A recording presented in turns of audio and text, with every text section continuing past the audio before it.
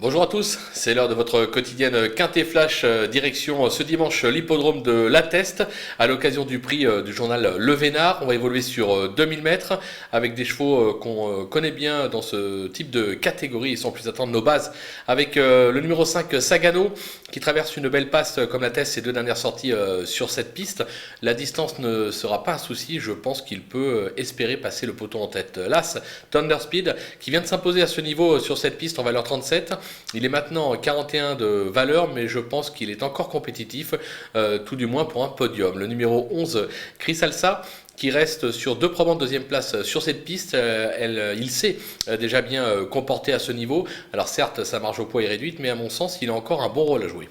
Du côté des opposants, on va se méfier du 2. Moujik, qui a été supplémenté pour l'occasion. Le cheval a bien gagné sur la distance. C'était sur l'hippodrome de Salon de Provence.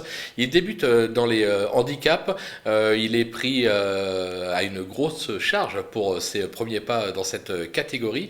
Mais je me dis que si son entourage le présente au départ, c'est avec quelques ambitions. On s'en méfie. Le numéro 9.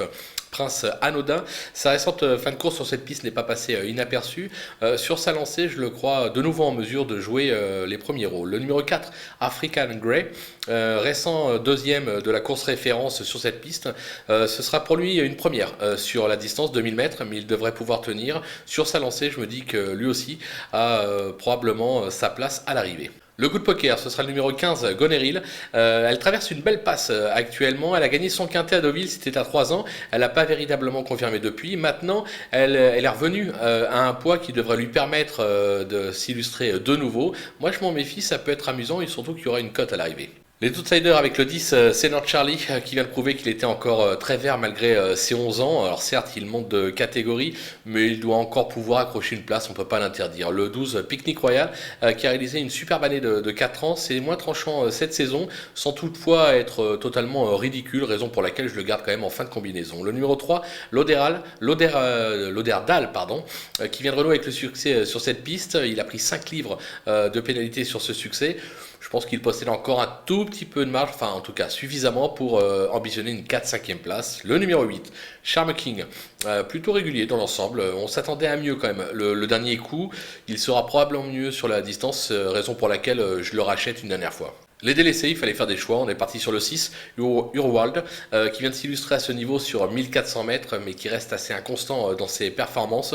Je crains pour lui la distance, raison pour laquelle je l'écarte. Le numéro 7, Soulblade, on le connaît bien. Il se change actuellement les idées en plat.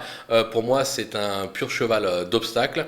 Isabelle Gallorini dit qu'elle attend de voir sa performance pour voir si elle continue dans ce type d'épreuve. Moi, personnellement, j'y crois pas trop. Le numéro 13, Mabawi, il m'a pas convaincu ces derniers temps. Il a échoué lors de son unique tentative dans cette catégorie. Je préfère faire l'impasse. Tout comme le 14, Dizincanto, qui compte quelques bonnes sorties sur cette piste, mais ses 3 tentatives cette année sont très décevantes. Va-t-elle courir en progrès? Moi, j'en demande un petit peu plus, raison pour laquelle je préfère l'éliminer. Voilà, on a fait le tour de cette épreuve assez ouverte. On va se quitter avec ma sélection et mes conseils de jeu. À vous de jouer.